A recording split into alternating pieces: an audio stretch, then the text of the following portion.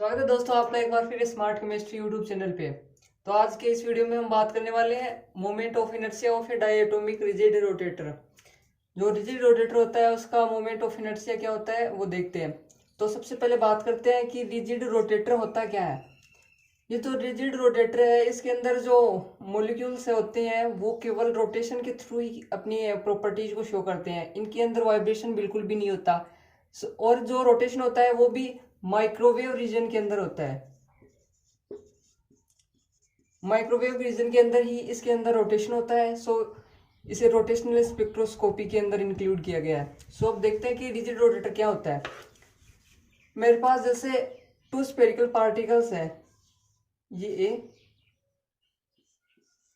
ये बी। इनका मास है, इसका m1 है, इसका m2 है। Two spherical particles with masses of m1 and m2 located at a fixed distance from center of gravity। यहाँ सेंटर ऑफ ग्रेविटी से इन दोनों की जो डिस्टेंस है वो बिल्कुल इक्वल है। इसकी r1 है, इसकी r2 है। और जो इनकी इंटर एटॉमिक डिस्टेंस है वो r0 की इक्वल है। तो यहाँ से r0 इक्वल्स टू हमारे पास क्या आ जाएगा, r1 प्लस r2। ये सेंटर ऑफ ग्रेविटी।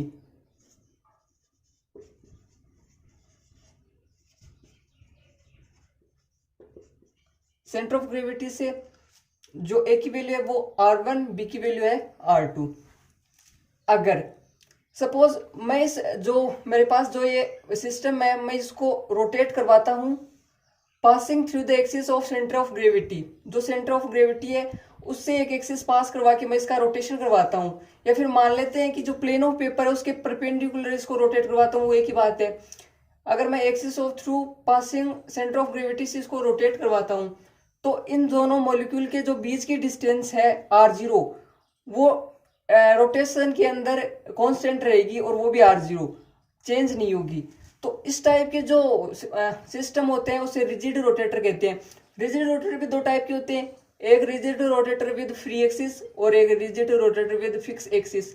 जो फ्री एक्सिस होती है उसके अंदर रोटेशन में क्या होता है, जो ए और बी दो मॉलिक्यूल होते हैं अपने पास, उनमें जो r0 जो इनकी इंटर एटॉमिक डिस्टेंस होती है वो चेंज हो जाती है। तो वो एक्चुअल में रिजिड रोटेटर के अंदर इंक्लूड नहीं किए जाते हैं। जो रिजिड रोटेटर होता है उसमें ड्यूरेशन की रोटेशन की ड्यूरेशन क्या होगा कि जो इंटर एटॉमिक डिस्टेंस है वो चेंज नहीं होगी। अब इसके मोमेंट ऑफ इनर्शिया की बात करते हैं कि इसका मोमेंट ऑफ इनर्शिया कैसे निकल के आएगा। अब देखते हैं जो expression of moment of inertia of a diatomic molecule, उसके अंदर जो कंडीशन है रोटेशन की कंडीशन क्या होगी कि जो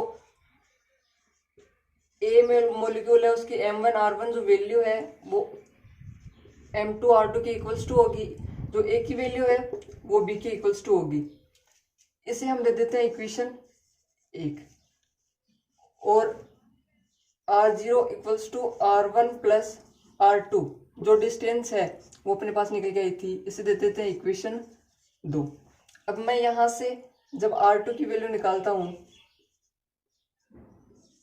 तो r0 माइनस r1, यहां से r2 की वैल्यू निकल के आती है। अब r2 की वैल्यू हम इक्वेशन फर्स्ट के अंदर पुट कर देते हैं, तो m1 r1 equals to m2 r0 minus r1। Next step मेरे पास क्या आएगी, यहां से ये मल्टीप्लाई हो जाएगा, तो m2 r0 minus m2 r1। अब r1 की जो वैल्यू है उनको एक साइड में कर लेते हैं, यहां से m2 r0 तो m1 r1 plus m2 r1। अब यहां से r1 कॉमन आ रहा है, इसे कॉमन ले लेते हैं।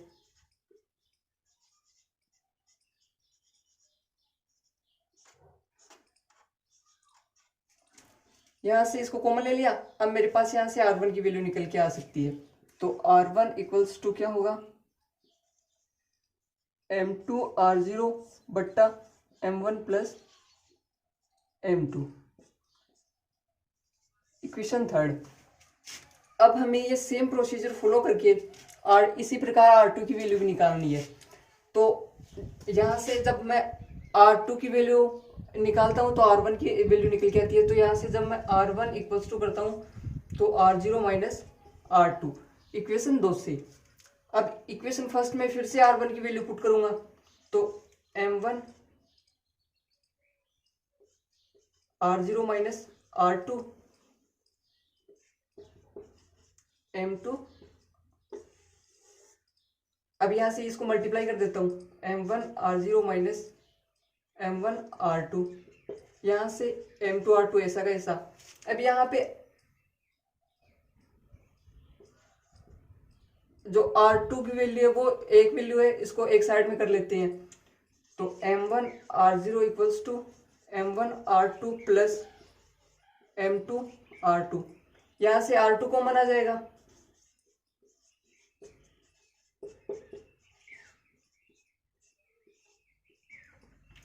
अब यहां से मेरे पास R2 की वैल्यू निकल के आ सकती है। तो R2 इक्वल्स टू क्या होगा M1 R0 बटा M1 प्लस M2। हम लोग इतना बड़ा प्रोसीजर फॉलो ना करके सीधा यहाँ से जैसे R1 की वैल्यू निकाली तो इसमें M2 R0 M1 plus M2, तो यहाँ पे R1 की वैल्यू में जहाँ 2 था वहां पे 1 पुट करके भी निकाल सकते हैं। जैसे M2 तो यहाँ पे M1 R0, यहाँ पे M1 प्लस M2 की जगह अगर M2 प्लस M1 वो ही बात आती है तो यहाँ से हम इतना बड़ा प्रोसीजर फॉलो ना करके भी सीधा निकाल सकते हैं, लेकिन अगर पूरा डेरिवेटिव करेंगे तो इसका अच्छा रहेगा। तो यहाँ से R1 प्लस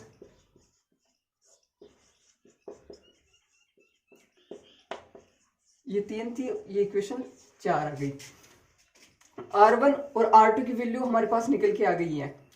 तो ये इक्वेशन लिख लीजिए आप लोग, अभी आगे काम में आने वाली है। मैं इसको एक बार मिटा देता हूँ।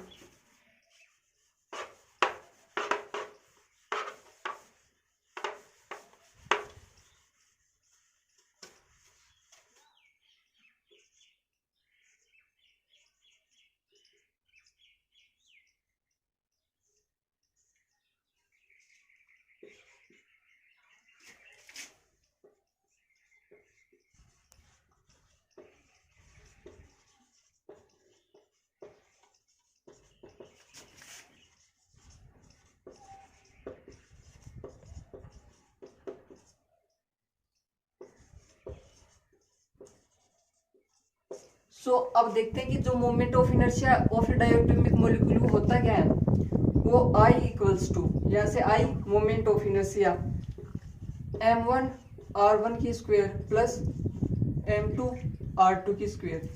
अब मैं यहाँ से इस इक्वेशन को इस हिसाब से भी लिख सकता हूँ M1 R1 R1, यहाँ से R1 स्क्वायर कोई फर्क नहीं पड़ने वाला है, M2 R2 इंटू R2।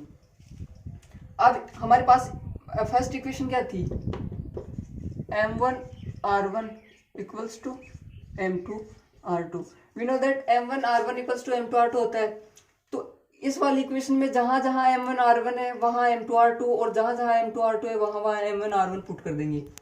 तो यहाँ से I इक्वल्स टू यहाँ पे M2 R2 आ जाएगा, M2 R2 यहाँ R1, यहाँ पे M1 R1 R2।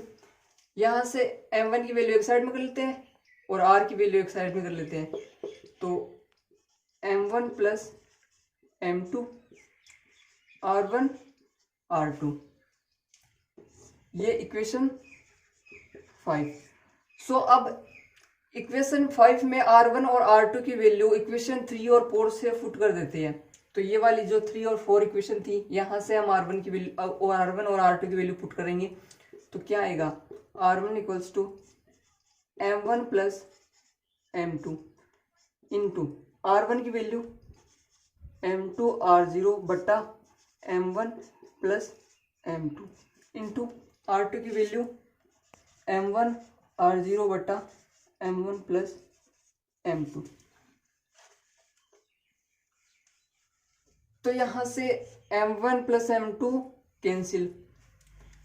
अब M1 इंटू M2, तो I इक्वल्स टू क्या होगा, M1 M2 बटा ये वाली value M1 plus M2 into यहां से R0 R0, तो R0 स्क्वेयर यहाँ से moment of inertia of a diatomic rigid rotator क्या निकल के आता है, I equals to m1 plus m2 upon m1 plus m2 into r0 square. अब मैं इस इक्वेशन को इस प्रकार से भी लिख सकता हूँ, I equals to mu r0 square. तो यहाँ पे जो म्यू है वो क्या है, mu equals to r reduced mass of a diatomic molecule.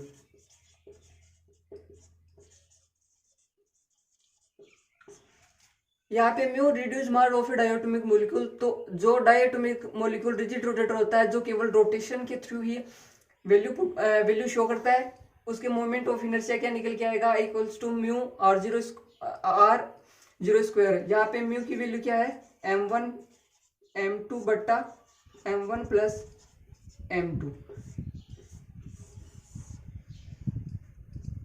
सो ये moment of inertia of a diatomic molecule निकल के आता है। तो वीडियो कैसा लगा कमेंट बॉक्स में जाके जरूर बताएं, और अगर आप हमारे यूट्यूब चैनल पे नहीं है तो स्मार्ट केमिस्ट्री यूट्यूब चैनल को सब्सक्राइब कर लीजिए और बेल आइकन को जरूर प्रेस कर लीजिए, जिससे कि आपको हमारे वीडियो की नोटिफिकेशन सबसे पहले मिल सके।